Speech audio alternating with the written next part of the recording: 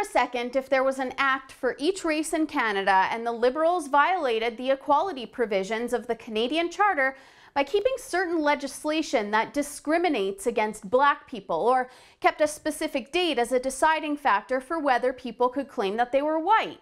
And imagine if all of these rules centered around whether you or your relatives were women.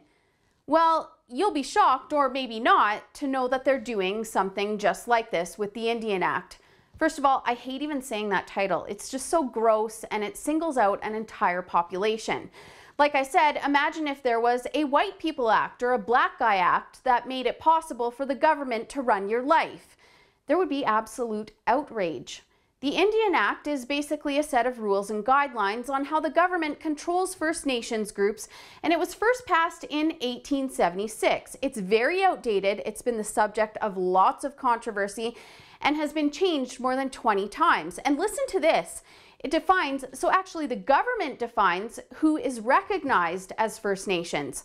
Wait a minute, I thought this was the party of being who you want to be and identifying as who you want to identify as. This is more than just government overreach, it's government control. And the Liberals are such liars when they say they're going to reconcile with the Native population and that they're going to eliminate sexism. What they're doing with this act makes this so obvious because they're basically keeping legislation that discriminates against Aboriginal women. Let me break it down for you. A case was brought to court and decided on in August of 2015 where Stephs Deschanel of the Abenaki First Nations community challenged legislation in the Indian Act that prevented him from passing his status on to his 3 daughters because his original descent was passed on from his grandmother. And that's because his grandmother married a non-Aboriginal man. So the deciding factor here isn't blood, it's marriage and sex and race. You see, if Deschanel's descent had been passed on from his grandfather, he would have been able to pass his status on to his kids, no problem. This would be like the government telling a Black man that he couldn't say he was Black because his grandma married a white man. This is the policy that the Liberals are being forced to change because Justice Chantal Mass found that the legislation violated the Charter's equality provision. She's now given the Liberals until July 3rd to fix it, so there's no telling what they'll come up with in consultations, and I'm pretty certain if the case hadn't come up, they simply wouldn't have touched it. But here's what they're not changing because they say the courts have already ruled on it. Women born before September 4th, 1951 are still not granted First Nation status. This was one of the amendments made to the Act that made it so that a woman without legal status couldn't practice her right to live on a reserve, inherit property, be buried with ancestors, or participate in rituals or ceremonies.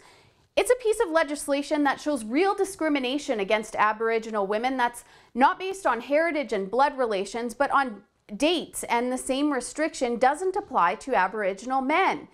Again, think of the analogy of being Black or white, where the government is telling you what your race can be based on a specific date.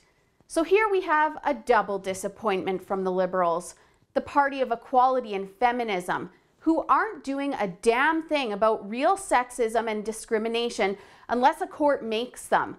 First of all, the Indian Act is discriminatory in itself because it gives the government control over a specific group. It lets the government decide who Aboriginals are.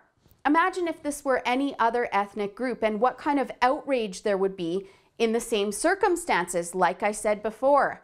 Secondly, there's legislation within the Act that contains real sexism that they won't do anything about unless a judge orders them to. In the case of the date restriction, they're not doing anything at all.